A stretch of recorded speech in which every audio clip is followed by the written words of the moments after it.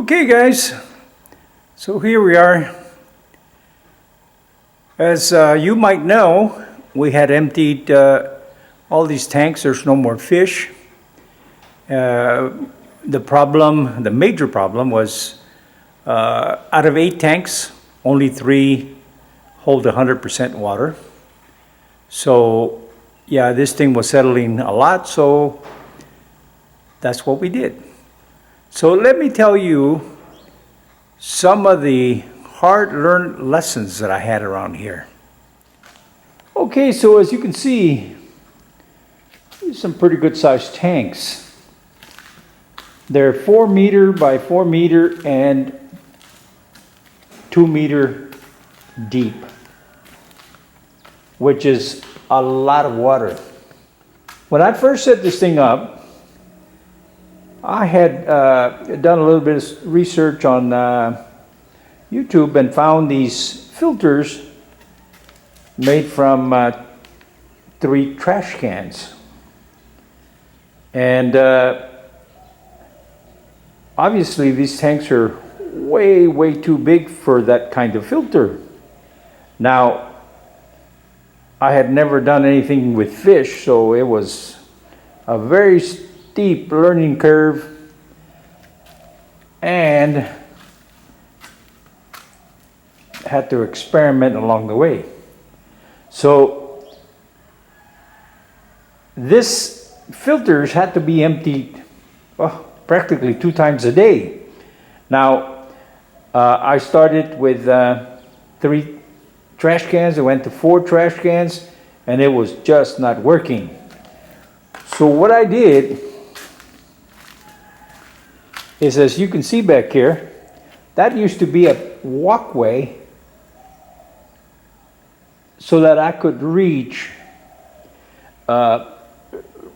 this corner and this corner, or actually deeper, and everything angles out this way, because that's where I would put the pump, and everything would run to there, and I would empty the water and do whatever I needed to do. Well, because this thing went in here, I mean, you still had that, but it was a little harder because you had that lip there, so you had to kind of like move it back a little bit, and there was water left behind.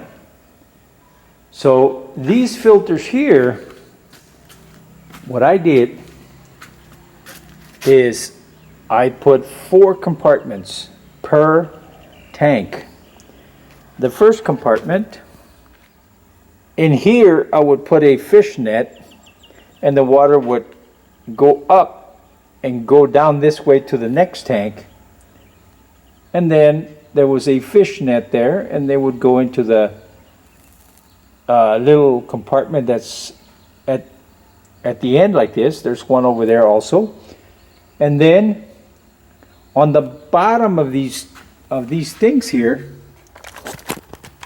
goes over, down, comes out the little pipes at the bottom.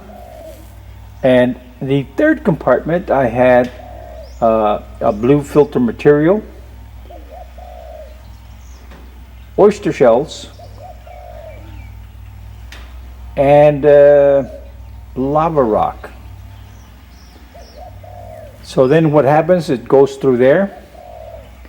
It goes through that little drop in the height of the wall there into compartment number 4, where it settles and then makes it into this little waterfall thing, and it goes down and splashes in there, and adds oxygen to it. Now, as long as there's only a few fish in there, the water stays clear, and everything is fine. But my thinking is at the time we had set up the pond out there, so I wanted the fish to half grow here and then finish them out over there naturally. And it was working just fine for a while. These filters here were needing to be cleaned about every 3 to 7 days, depending on the fish. And then things started settling down. Tanks started leaking a little faster. As you can see, there's that crack there. There's cracks here, here. There's cracks along there. Yeah, so as the tank settled, they started leaking more and more. Now, tank number 1, tank number 4, and tank number 8 are the only ones that hold 100%. Everything else is leaking. So what I learned was that here in Thailand, the dirt settles very quickly, and you can throw 10,000 gallons of water and it's absorbed into the ground in no time at all. The topsoil is dry, and you could do construction, you could do all kinds of stuff, and there's no problem. So when this tank was put in, the water level was very high, and the contractor said no problem. So what he did is he made all these walls first. Now I told him you should make the floor first so that it could support the weight of these walls. He said no. As they say here in Thailand, "Mai ben rai." And he said he's made many tanks, no problem. What I didn't know at the time is he's never made any that are this deep. The ones he makes are only like, maybe less than a meter deep, maybe no, not even. I think like maybe half to 3/4 of a meter deep. So that's not a lot of weight. This is 2 meters. So you're talking about a lot of weight. And that affected this big time. So even though I have filtered water coming in through there, every tank has a faucet to bring in filtered water. Had these big filters in here. Everything you can think of. This here are oxygen pumps. So I had one for every 2 tanks. So that had extra oxygen on top of this. And on top of as you can see, there's one of the pumps that goes down to the bottom. So on top of circulating that through the filters, oxygenating through here, oxygenating through there, I couldn't make this work because every morning I had to come out here and put in a whole bunch of water, and it took a lot of time and a lot of effort. So if these tanks had held water, I could have made this work. Every now and then you take and dump out half of this water, put in some new filtered water. Every 3-4 days you clean out your filters. It would have been just fine. But it didn't work because they won't hold water. So can I still make these work? Yes, but I don't want to. What I could do is I could fill up these tanks with some dirt,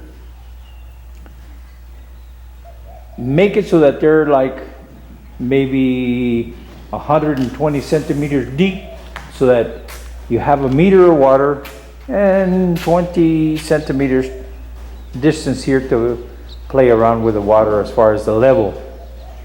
Then that would be half of the water. These filters would definitely handle it better, and it would have been just fine. But because of this leaking water, and also this water has a lot of rust.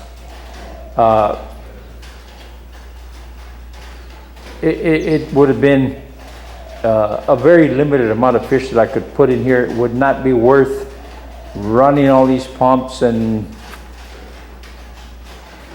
circulating all these water, and it just wouldn't be worth the expense of running all these pumps. And what I had is I was running anywhere from 700 to 1,000 fish in each one of these tanks, and I'm talking about small. And then as they got older and bigger, I would put them into these other tanks so that they can sustain the fish, because now they're bigger. It's just really amazing how much poop these guys put out. Simply amazing.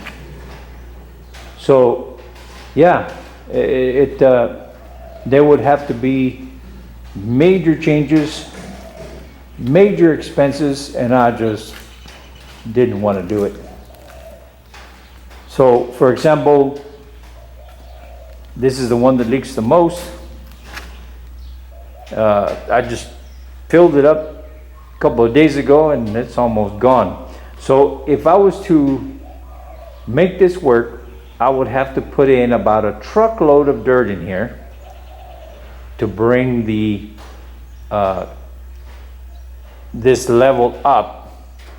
Then I would have to pour some concrete on top of that, and then I would have to get a Portland cement slurry and pour it inside those filters, all these walls, all that at the bottom, everything. And then after all that dirt went into each one of the tanks,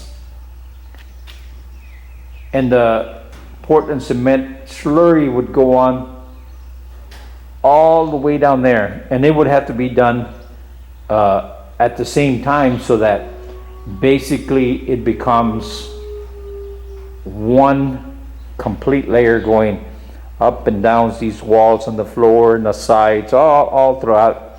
And I mean, it's doable. You can do that. It doesn't take long to put that slurry in there, but we're talking about a lot of labor, a lot of expense, not only for the material but for the labor also. And then after you do that, you would have to fill up all these tanks and let them sit for about a month or so to get the acidity of the cement and all that stabilized. And you would have to empty these tanks and refill them, and yeah.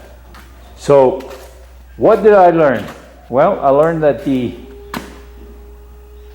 contractors, and I've had many do many different jobs, they all tell you a story to get the job, and then most of them cannot do what they say. The other thing is at least in this particular property, the ground cannot maintain or sustain this amount of weight. It's just, the ground water is just too high, the water table. So there would have to be no more than a meter 20 or so. And then of course the number of fish would have to be cut down a little bit, because, well, it's half the water that you have now, but because of the water having all this rust in it, is iron, it's just extremely difficult to keep this water clear. Now, there's actually two ways to get the rust out of the water, and one is by oxygen reacting with the water and separating the iron from the water, and then as it's filtered, it takes it out. Then that's only a portion of the iron. Then the other thing that would have to happen is some kind of chemical reaction, like for example chlorine or salt, and then that would separate more iron from the water. But because of the fish, you can't be adding any chlorine, but you can definitely put some salt in there. But then that creates another problem, is as it separates all that and the poop that the fish generate, there's a big layer of stuff down there, so you have to empty your tanks on a regular basis to take the stuff out, because we're talking about a lot of stuff. Yeah. So anyway,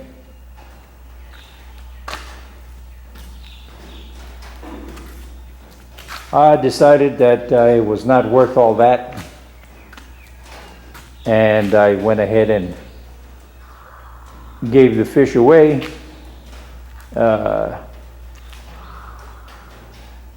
Covered up the pond because that didn't make it either. The stuff that worked the first time that we made the pond didn't work the second time, and it was just, yeah. So anyway, if I ever do this again, there definitely won't be that many fish in there, and they will not, and the tanks will not be that deep. So yeah. But overall, I am happy with the experience that that we had here with all the experiments and trying this and trying that, and eventually leading to where we are now. All right, guys, don't do what I did, and if you do, make sure that you get somebody that can show you the ponds that they've made, and you can see that they're running, you can see that you know, everything is working. Now, one thing that I've seen before, and I always wondered why, is there's places that have cement tanks here, but you know, they're not very deep. But what I wondered why they did this is they have above ground plastic tanks, and they just have a whole bunch of them. They're connected together, and yeah, and I always wondered why. Well, now I know. The water table is very high, the weight, and so that would be one way to go. Get some big above ground tanks, connect them together, put some valves here and there so you can control the shifting of the water from one tank to the other, to dumping, to filtering, to whatever. And that would be a better way to go. But I don't regret the experience or doing what we did. It was my philosophy is, it's not the expense, it's not the success or failure, it's the happiness. And doing all this, even with all the frustration here and there, I was happy. So that's all that matters. All right, guys, we'll see you next time. All right. Thanks for watching. ขอบคุณเจ้า See you next time. แล้วปะกันแฮมไมนะเจ้า See you.บ๊ายบาย